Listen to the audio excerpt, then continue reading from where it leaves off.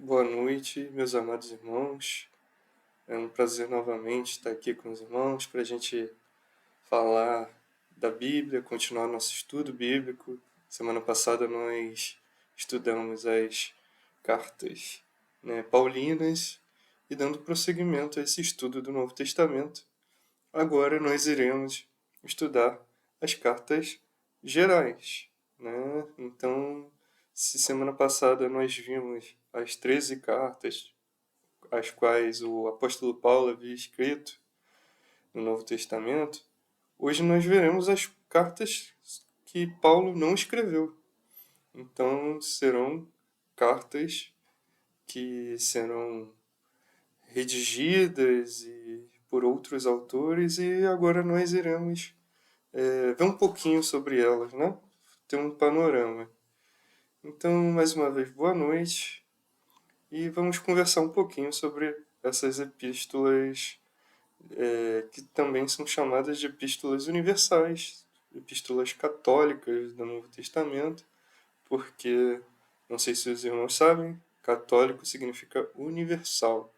Então, quando se fala de igreja católica, de catolicidade da igreja, nós estamos falando de universalidade da igreja, é, quanto ao alcance da mensagem da igreja, a sua pretensão é de que seja um alcance universal, de que seja um alcance para todos. Então, diante disso, nós podemos depreender que as cartas gerais são um tema extremamente rico, importante, e a gente vai dar uma passadinha para entender a sua importância tanto na formação do cânon da igreja primitiva e quanto, né, a sua importância para as gerações cristãs que viriam depois, né? Então, para a gente começar a entender o que são as cartas gerais, nós sabemos que no Novo Testamento nós temos 27 livros no total. E aí, dentre esses 27 livros, 21 deles são epístolas, são cartas, são missivas. E aí, dentro desses 21, nós temos 13 cartas que foram escritas pelo apóstolo Paulo e, né, essas cartas que vimos na aula passada, os irmãos conhecem bem, já estão bem inteirados nela, que é Romanos, 1 e 2 Coríntios, Gálatas, Efésios, Filipenses, Colossenses, 1 e 2 Tessalonicenses, 1 e 2 Timóteo, Tito e Filemão. Porém, contudo, entretanto, todavia, existem outras cartas, né? Então, essas outras cartas são as outras 8 cartas que não foram escritas por Paulo. E essas são chamadas de cartas gerais. Então, você vê também que a palavra, né, epístolas católicas ou cartas gerais também vem do grego católicos, que quer dizer universal ou geral, como nós já falamos aqui, nesse momento.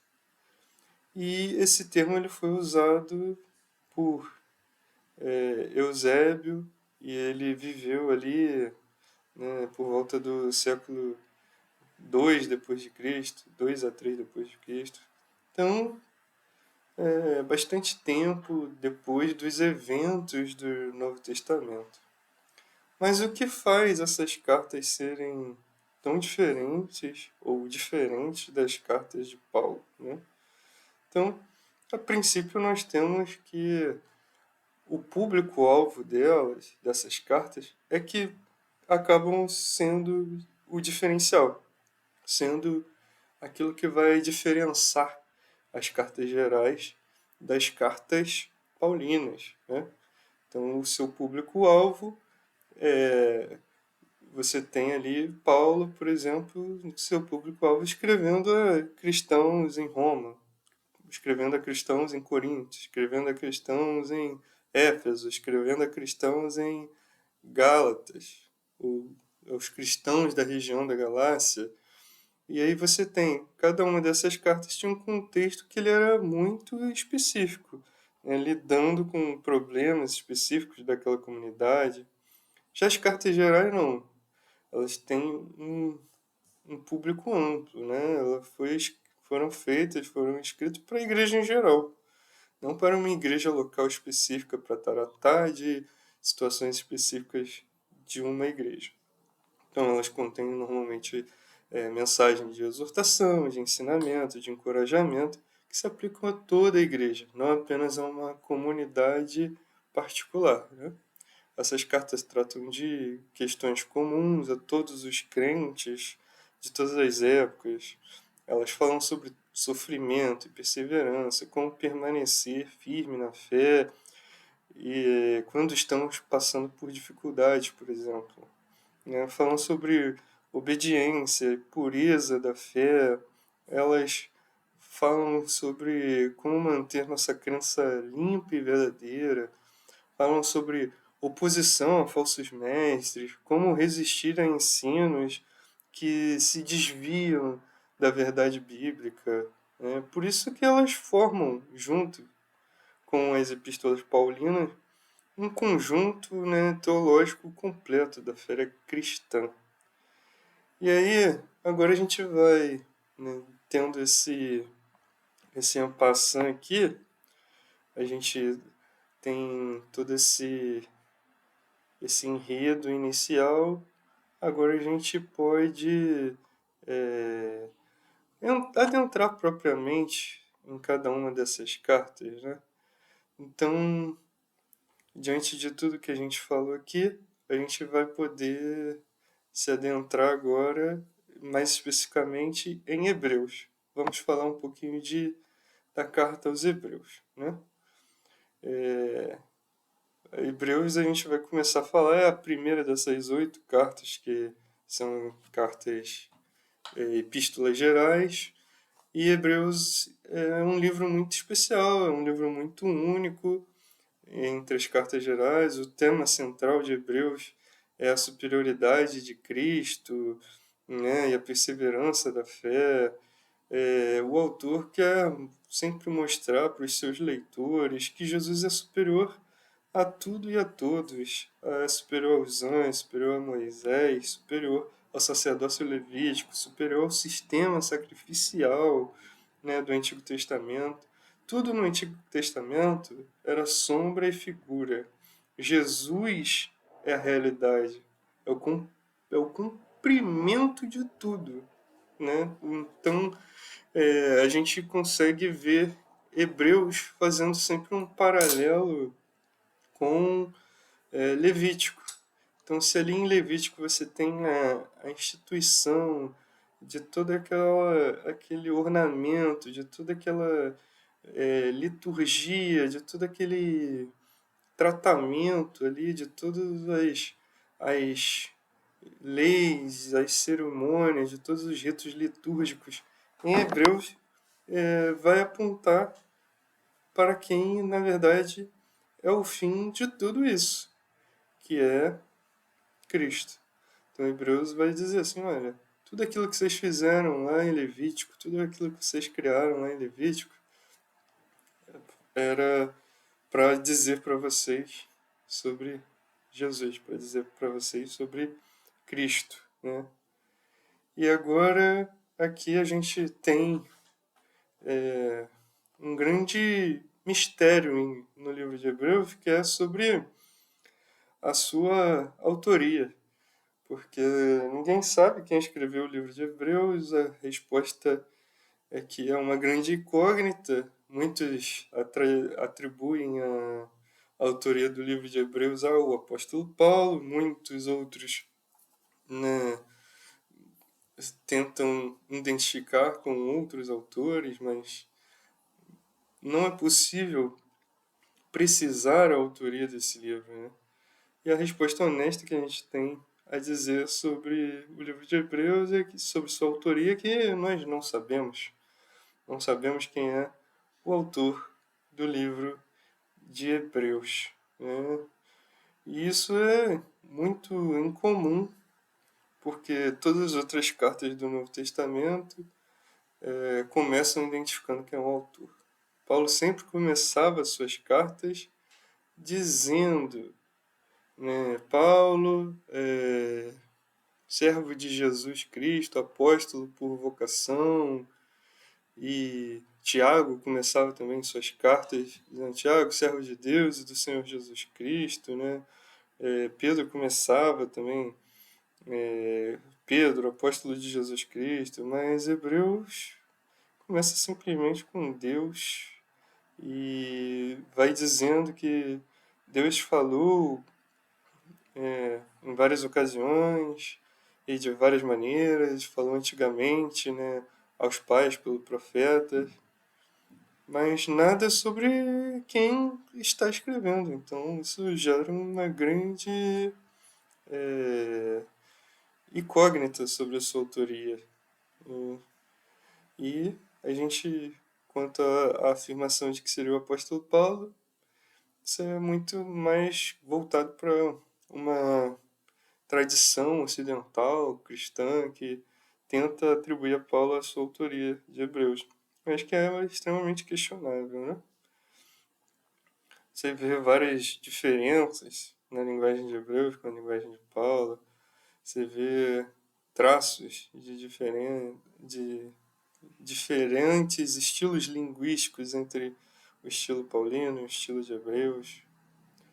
O estilo teológico também é um pouco diferente.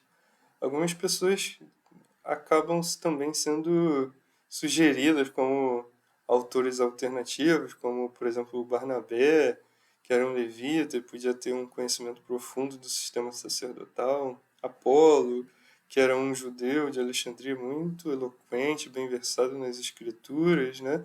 Ou até mesmo Priscila, que era uma professora cristã capaz de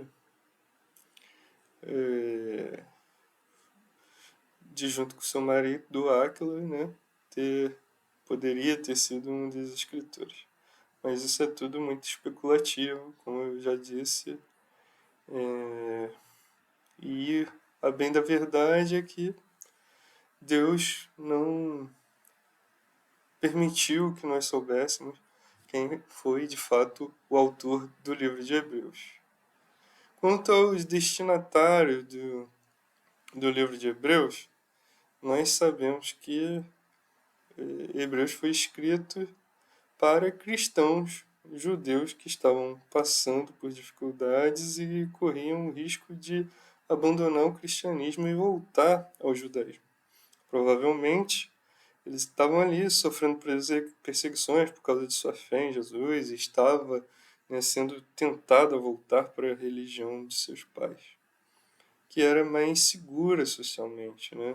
Porque o cristianismo ele estava ainda muito embrionário, estava nascendo, então não tinha muita segurança na religião cristã.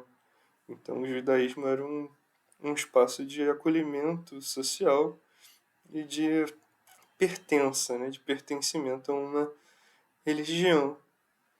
Então o autor, diante disso, ele está basicamente dizendo, olha, não voltem para trás. Jesus é muito melhor do que tudo o que o judaísmo tinha para oferecer. Voltar seria como trocar ouro por palha. E aí é isso que ele tenta nos passar quanto ao seu destinatário. Quanto à data de escrita do livro de Hebreus, a gente acaba ficando, né, considerando que está entre ali 65 e 67 depois de Cristo, a gente não tem como precisar ao certo, mas está ali. Geralmente antes, né, possivelmente antes da destruição de Jerusalém em 70. Por quê? Porque o autor fala ainda do sistema sacrificial do templo. Ele ainda cita tudo como se estivesse funcionando. Então, infere-se dessa narrativa de que ainda o templo não havia sido destruído lá no ano 70. Então, a gente vê que toda essa situação, essa, essa maneira de narrar fizeram com que pudéssemos depreender de que a escrita dele ficasse ali voltada pelo ano 65 a 67. E aí o autor teria usado isso como um argumento poderoso, dizendo, olha, vocês vejam, o templo foi destruído, Deus acabou com o sistema sacrificial antigo. Mas ele não faz isso. Ele sugere, e isso acaba sugerindo que foi escrito antes. Senão, provavelmente, ele citaria a destruição do templo, né, na sua carta. Então, isso é um dos motivos. E uma curiosidade interessante sobre o livro de Hebreus é que ele realmente ele é o único entre as cartas do Novo Testamento, porque diante de todas as cartas ali, não apresenta uma saudação inicial, nem uma saudação final, aquelas saudações tradicionais que nós vemos, né? Todas as cartas que a gente vê ali, saúdam a todos os nossos irmãos. Ele não tem essa saudação com o autor se expressando, com o autor falando, com o autor mencionando quem está escrevendo, né? Ele só usa a saudação genérica, sem a saudação a partir de um referencial autoral, né? Então isso torna a carta bem única. É como uma carta que perdeu a sua apresentação, né? Além disso, a gente vê que Hebreus ele tem um estilo assim que é meio que parece um sermão escrito. É mais um estilo de um sermão escrito do que propriamente uma carta, né? Tem uma estrutura muito lógica, muito argumentativa, com muitos argumentos do Antigo Testamento para mostrar a superioridade de Cristo. Então, isso é muito importante, muito impactante, né? Dentro do estilo literário de Hebreus. E aí agora nós vamos falar um pouquinho de Tiago, a próxima carta geral, a próxima epístola. É a epístola de Tiago. Então, diante dessa possibilidade, dessa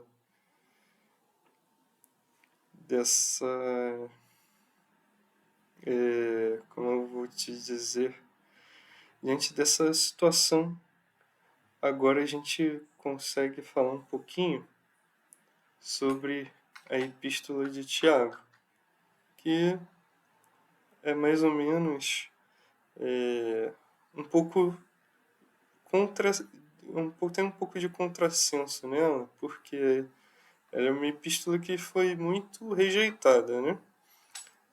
Porque Tiago é um livro muito prático, ele é um livro muito de normas práticas do dia a dia. Então, ele tem um tema central que é de uma fé que se demonstra por obras mais práticas, né? Ele está sempre combatendo uma noção de uma ideia, de uma fé que é apenas intelectual, que é apenas teórica. Ele está tentando mostrar uma fé que é viva, uma fé que é prática, uma fé que não é baseada em demagogia, em discurso, que não é uma fé baseada só em oratória, porque ele fala, essa fé é morta, a fé que é verdadeira, a fé que é útil é a fé que é viva, que é uma fé que é eficaz, é uma fé que é possível para todos, né, praticá-la, uma fé que está ali no nosso dia a dia. Não é uma fé de monastério, não é uma fé de isolamento, é uma fé comunitária, uma fé didática. É bem interessante isso no livro de Tiago. E aí ele acaba dizendo, né? Ele diz que a fé sem obras é morta e tal. E isso, de maneira nenhuma, vai contradizer o que Paulo havia falado, né? Enquanto que Paulo fala da salvação pela fé e não por obras, né? Paulo está falando sobre como somos salvos pela fé, não por obras.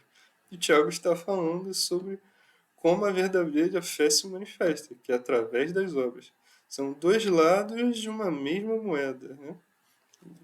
O autor de Tiago, ele está sempre tentando mostrar a fé enquanto uma verdade prática na nossa vida e não uma verdade demagógica, né? A gente também acaba vendo que um dos grandes opositores da entrada do livro de Tiago ao cânon bíblico, que Lutero, né, queria tirar Tiago do cânon e tudo, porque é justamente isso. No começo ele não entendeu. Ele achava que o livro de Tiago era uma heresia, porque ele estava achando que Tiago estava querendo apresentar uma salvação pelas obras. Mas depois ele entendeu e voltou atrás na sua tentativa manifesta de retirar Tiago do cânon da Bíblia. Do cânon é da, do conjunto, quando a gente fala cânon, é um conjunto de livros que foram reconhecidamente entendidos como sagrados, como inspirados por Deus. Então esse é o cânon da Bíblia.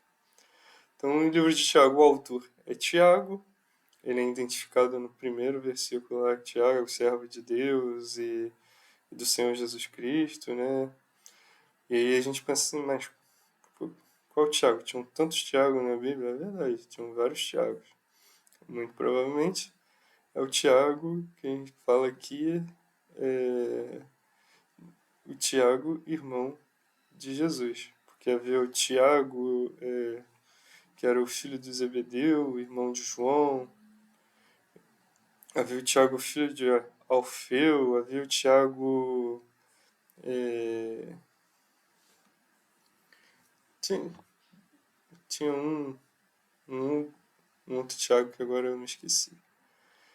E aí tem esse Tiago, que é esse meio irmão de Jesus, que esse é um dos, né, grandes possibilidades de que seja esse Tiago que está escrevendo esse livro, né?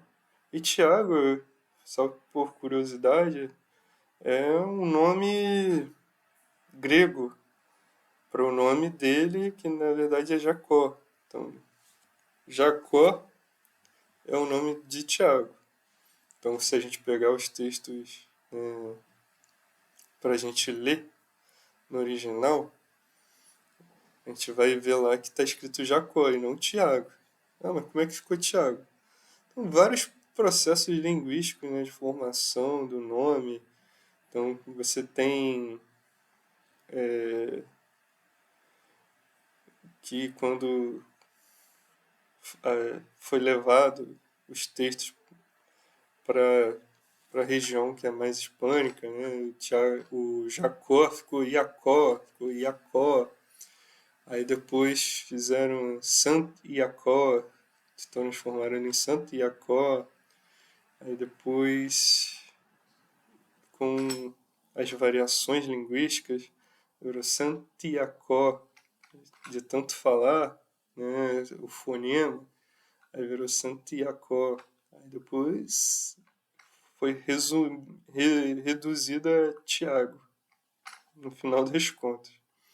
Mas é interessante como que ao longo, né, do tempo as palavras elas vão mudando sentido e vão sendo traduzidas e vão sendo transformadas, né? Bem interessante.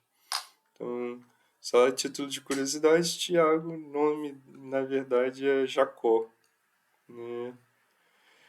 E aí a gente vê que esse Tiago, meu irmão de Jesus, é, a gente vê que muitos não acreditavam nele durante seu ministério terrestre. João lá, eu acho que é 7,5, diz explicitamente: pois nem mesmo seus irmãos criam nele, né? Pois nem mesmo os irmãos de Jesus criam nele, né? Mas depois da ressurreição de Jesus, alguma coisa ali mudou, né? 1 Coríntios também vai dizer que Jesus apareceu especialmente a Tiago, né? Depois vemos Tiago se tornando um líder importante da igreja primitiva. Ali em Atos 15, vemos o Tiago também presidindo o Concílio de Jerusalém. Em Gálatas, Paulo fala que foi até Tiago, foi a Tiago que ele foi ver quando foi a Jerusalém. Então, nos últimos dias de Tiago, né, o historiador, ele, o Flávio Josefo, ele diz que Tiago foi martirizado. Então, a grande probabilidade que seja esse Tiago, meio irmão de Jesus. E a quem se dirigiu os, o livro de Tiago, né? Então, os destinatários eles são descritos como fazendo parte das 12 tribos que estão dispersas, né? Então, é como se fosse aos cristãos judeus que estavam dispersos para fora da Palestina, nas várias nações do mundo. Isso é bem importante da gente entender. Era uma Normalmente era uma maneira assim de se referir aos judeus que viviam fora da terra de Israel, seguindo a tradição judaica fora da terra de Israel. A data de Tiago também é importante, né? Diz que é ali por volta de 45, 50 depois de Cristo. Isso faz com que o livro de Tiago também seja uma das cartas do Novo Testamento mais antigas. E por que isso acaba sendo importante? Porque significa que possivelmente, né, Tiago foi escrito antes do Concílio de Jerusalém, antes ali de Atos 15, né? E que acabou decidindo que os gentios não precisavam ser circuncidados para se tornarem cristãos. Então, o fato de Tiago não mencionar esse concílio importante acaba também dando a entender de que o livro de Tiago foi escrito antes. Uma curiosidade sobre Tiago também é que ele é incrivelmente prático. Se você tirar todos os versículos de Tiago, colocá-los em né, vários locais, assim, você cria, tipo, como se fossem aforismos. Você cria uma lista enorme de conselhos práticos, né? Como se fosse palavras de sabedoria, tipo as de Salomão. Você vê muito essa possibilidade, né? Então, é bem interessante. Tipo, seja pronto para ouvir, lento para falar, lento para irar. Religião pura e inculpável diante de Deus é essa: visitar os órfãos e a viúva nas suas tribulações, e guardar-se da corrupção do mundo. Então, é bem interessante esses conselhos que o Tiago vai dando, né? Ele é bem prático, bem direto e sempre trazendo palavras que são bem interessantes, bem que aquecem o nosso coração, né? Que querem trazer bons ensinamentos para gente. Não é uma coisa que é simplesmente, sabe, falado por falar. Vamos lá? Vamos beber uma água, porque eu já estava ficando sem voz aqui. Mas vamos lá, dando prosseguimento. Então, o livro de Tiago, ele está sempre aconselhando a viver de maneira que a sua vida seja uma vida relevante no campo prático, que as pessoas possam olhar para você, possam ver em você aquilo que Jesus ensinava. Então, quando as pessoas olham e veem que você esconde a palavra no seu coração para não pecar contra o nosso Deus, quando as pessoas olham para a gente e veem que temos temor a Ele. Então, Paulo está nos aconselhando de maneira prática a olharmos para os valores cristãos, não apenas como valores a serem admirados, mas também como valores a serem praticados, a serem seguidos, a serem representados por nós, né? Então, é isso sobre Tiago. Agora vamos falar um pouquinho sobre a Epístola de Pedro. Vamos falar sobre Pedro. Vamos lá. 1 Pedro. Então, o que a gente pode falar sobre a primeira carta de Pedro? Pedro é um dos apóstolos mais conhecidos. Essa carta é riquíssima em consolo, em esperança. A gente tem como um tema central de 1 Pedro que é a esperança em meio ao sofrimento, né? É uma esperança que ela resiste à dor, ela resiste ao sofrimento.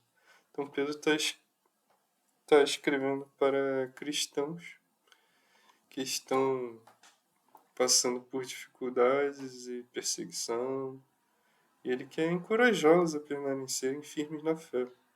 Então, o autor ele vai se identificar logo no começo, né? Ele se apresenta Pedro, apóstolo de Jesus Cristo.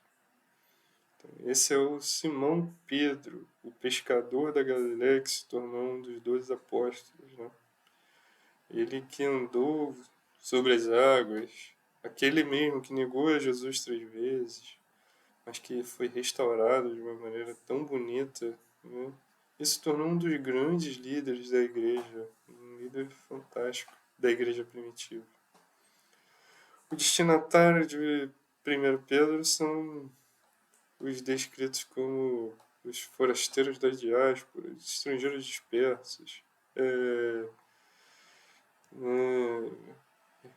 pessoas que estão em outras províncias da Ásia, tanto da Ásia Menor, que hoje é conhecida como a região da Turquia, quanto a Galácia, Capadócia. Então, é interessante notar, né, a gente perceber que Paulo também trabalhou nessas regiões, especialmente em Éfeso, nessa província da Ásia, mas parece que Pedro, né, que está escrevendo para os cristãos dessa região. Então, uma região onde Paulo havia tido um ministério, mas Pedro está escrevendo de maneira geral para esses cristãos. Então, a data de São de 1 Pedro é geralmente considerada uma carta ali do ano 62, 64. E é importante porque geralmente ela é vista como uma carta que foi escrita antes da perseguição do grande imperador Nero, né? Que começa ali em 64. Então Pedro está escrevendo e está advertindo os cristãos sobre esses sofrimentos que ainda estão por vir, mas que ainda não haviam se tornado intensos. Uma curiosidade também que a gente pode destacar é que Pedro fala que ele está escrevendo da Babilônia, né? Então ele fala que ele estava fisicamente na Babilônia, só que ele não estava fisicamente na Babilônia. Isso é uma expressão que ele usa para se referir a Roma, ao Império Romano, que também é conhecido como a Grande Babilônia. Lá em Apocalipse 17 a gente vê isso sendo apresentado. Então, é mais um código para dizer que é Roma. Isso era muito comum, né, nesse período da literatura judaica, fazer essa associação da Babilônia com Roma, porque eram impérios que foram opressores e impérios que eram idólatras, né? Então fazia todo sentido Pedro fazer essa associação. E aí também a tradição cristã vai dizer que ele foi lá que ele foi martirizado e crucificado de cabeça para baixo. Também é interessante que Pedro está ali mencionando que usou Silas como seu amanuense, né? Ou seja, Silas escreveu a carta sobre a direção de Pedro. Isso explica muita coisa, porque que às vezes 1 Pedro tem um,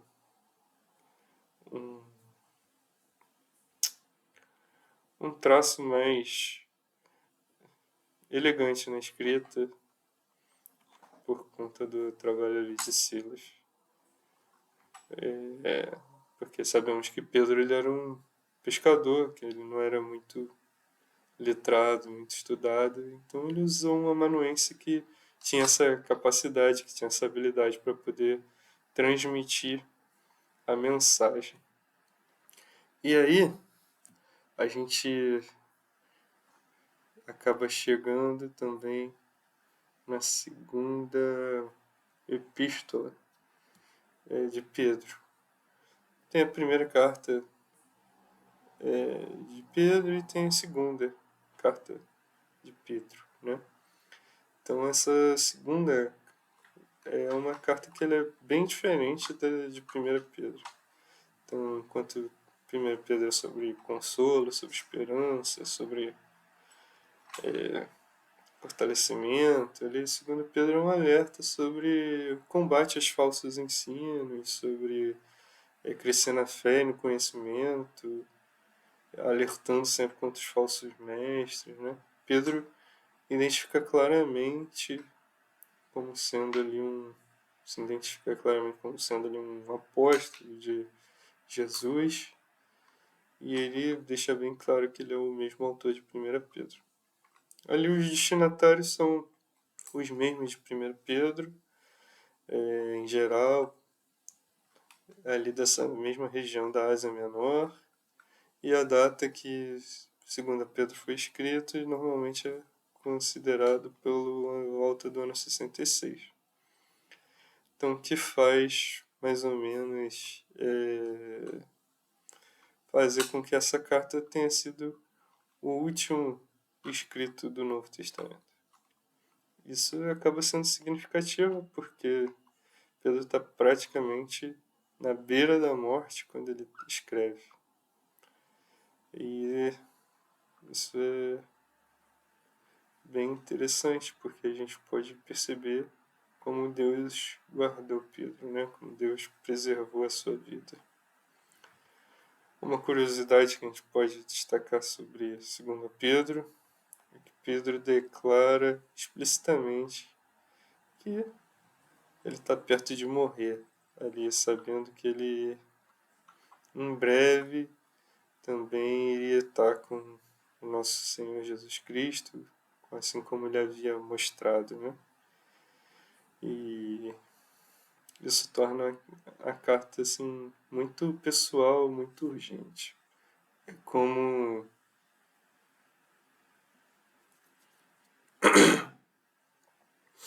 muito urgente, é como se Pedro estivesse ali já sabendo que o seu tempo está próximo, já querendo encontrar com o nosso Senhor Jesus Cristo e está ansioso para estar com o Pai, ansioso para falar aquilo que Paulo disse tão brilhantemente, né? Combati o bom combate, guardei a carreira, né? Venci. E aí,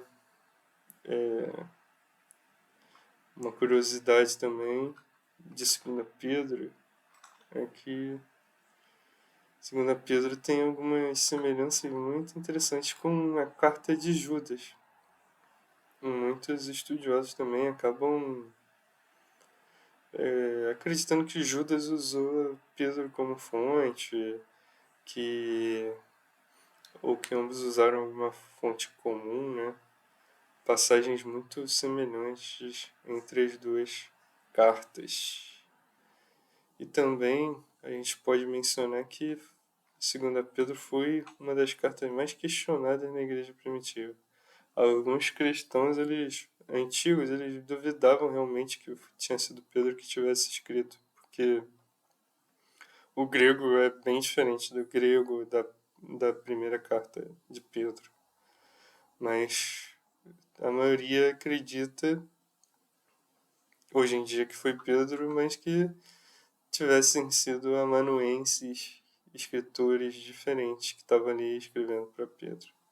Então, por isso, alguns estilos literários entre um e o outro acabam sendo bem divergentes.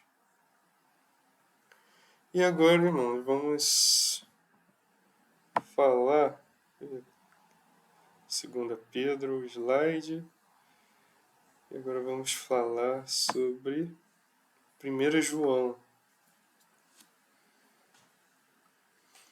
Então,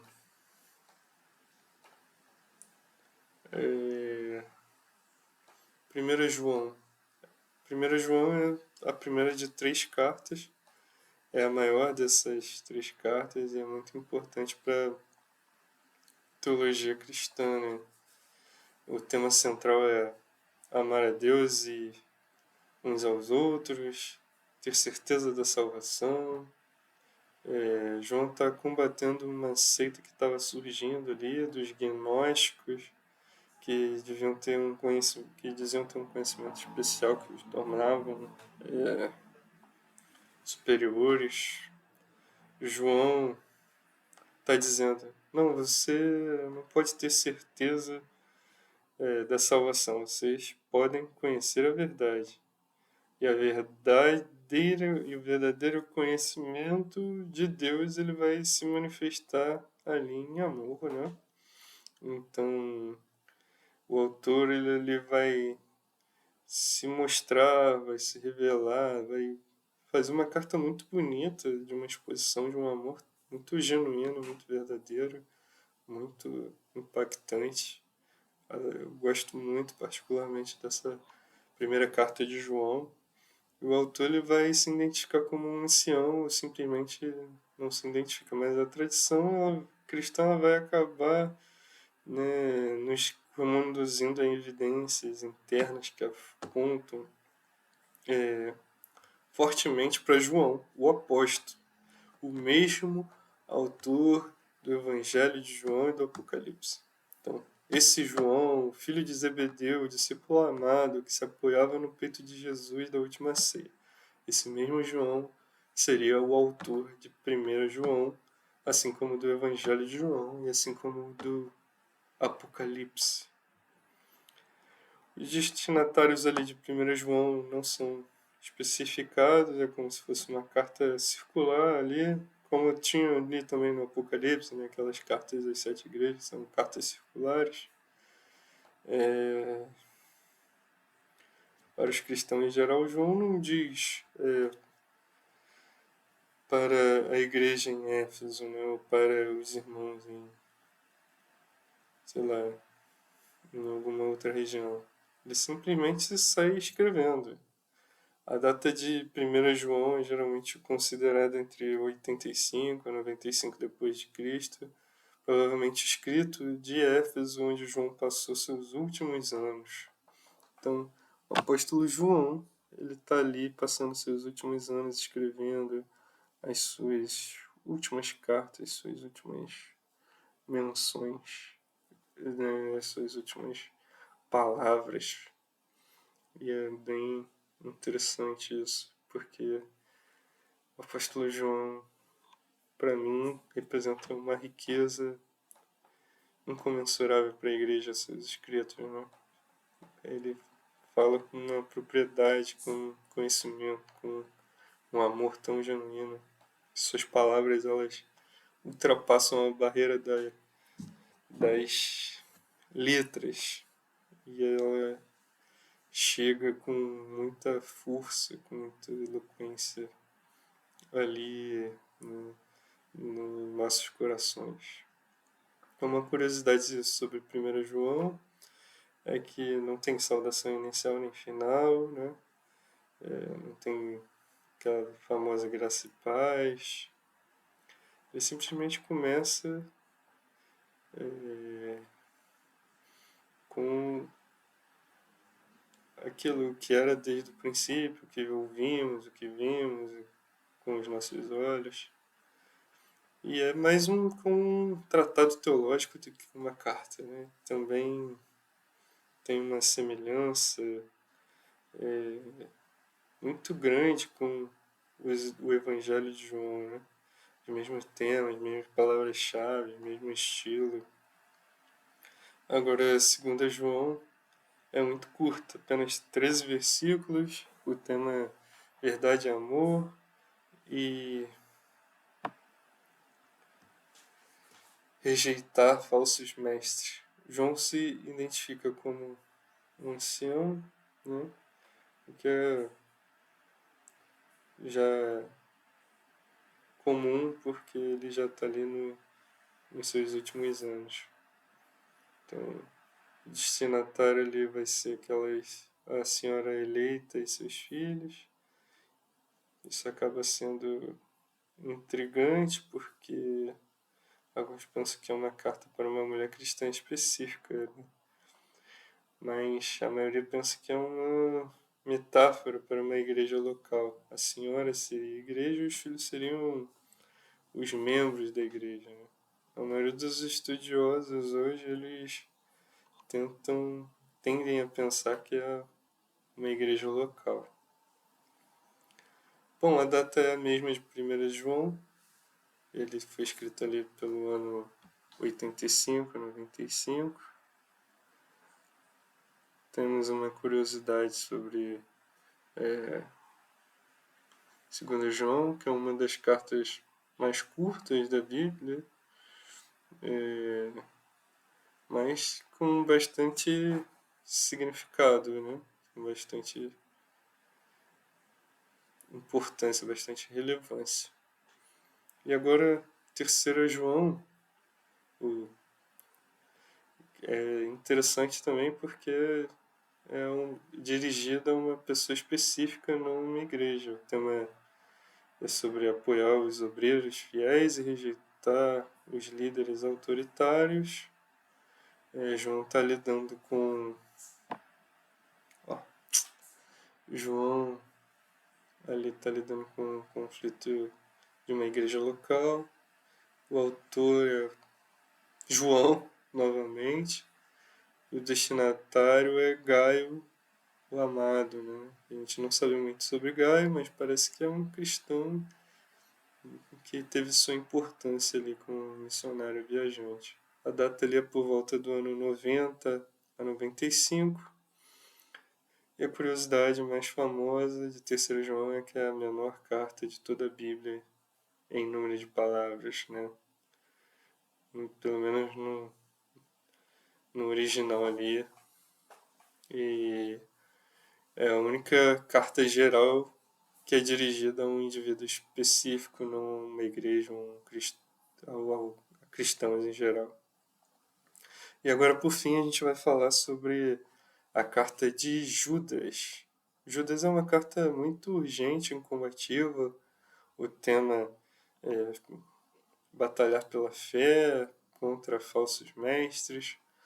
Judas estava ali originalmente planejando escrever sobre a salvação comum, mas mudou de planos porque precisava alertar aquele povo sobre falsos mestres que estavam entrando na igreja, que estavam deixando sua marca ali na igreja, falando na igreja ali e tudo.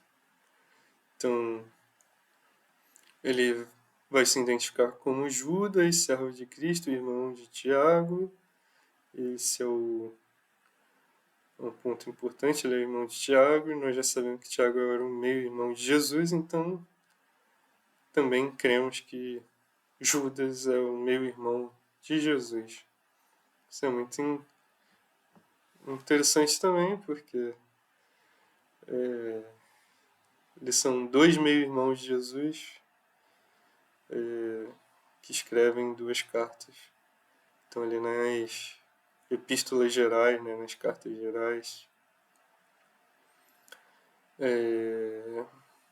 Então, assim como o Tiago também, o Judas acabou também tendo suas dúvidas quanto a Jesus, quanto ao seu ministério. Então, mas eles acabam crendo mesmo após a ressurreição, quando Jesus vai aparecer especialmente para Tiago, né? E aí, depois disso, eles vão acabar se tornando líderes na igreja e vão se tornar relevantes, né? Então, uma coisa interessante sobre Judas, que não se identifica como que ele não se identifica como um irmão de Jesus, ele vai se identificar como servo de Jesus Cristo. Então, ele quando se apresenta, ele usa uma expressão, né, de ser servo de Jesus e não sobre a sua condição familiar ali. Então a gente não tem para essa carta os destinatários não são especificados, mas tem grandes chances de ser cristãos judeus, porque ele usa muito o Antigo Testamento como referência. A data estimada da escrita dessa carta ela é bem com um espaço bem de bastante incerteza, então acredita-se que está ali entre 40 e 80 depois de Cristo, então não tem uma precisão quanto à data de escrita dessa carta especificamente, mas dentro dessa margem de tempo aí. O que a gente pode destacar sobre Judas é que, como eu já falei lá em 2 Pedro, que é uma carta muito semelhante à carta de 2 Pedro, né?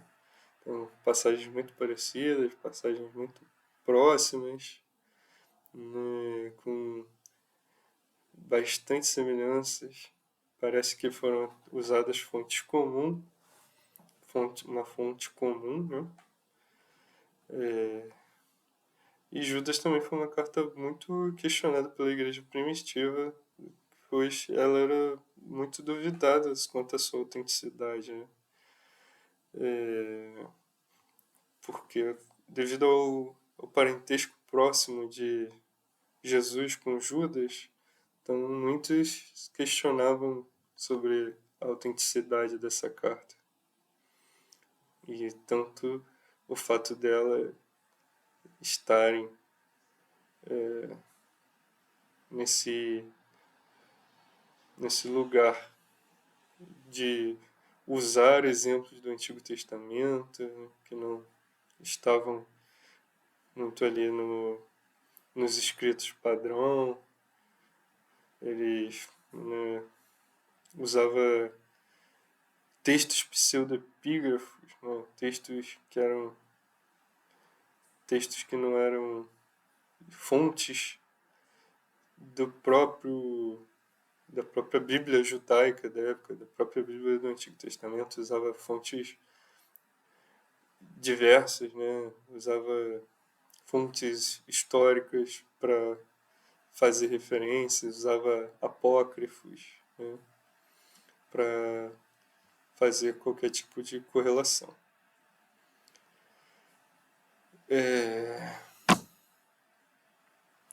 E aí, diante disso,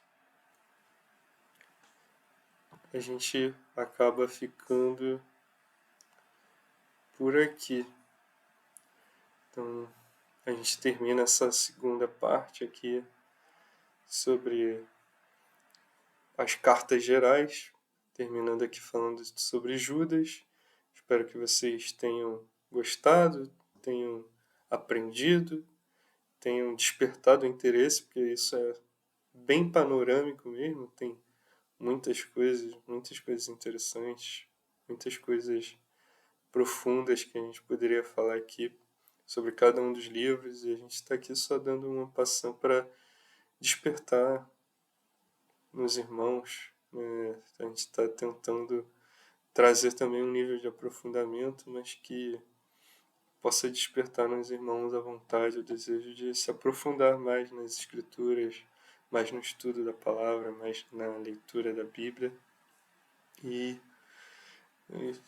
trazendo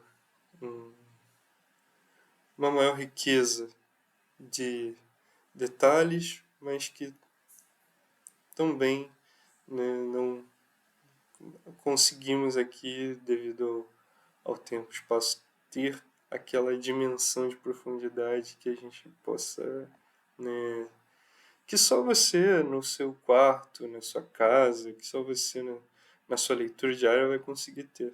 Aqui é esse momento que a gente quer trazer esse direcionamento para você conseguir caminhar com as suas próprias pernas no ensino da palavra. Amém? Fiquem com Deus. Que o Senhor Jesus abençoe a semana de vocês. Deus abençoe a cada um que ficou até aqui, né, assistindo essa aula. Viu? Um grande abraço, um grande beijo a todos.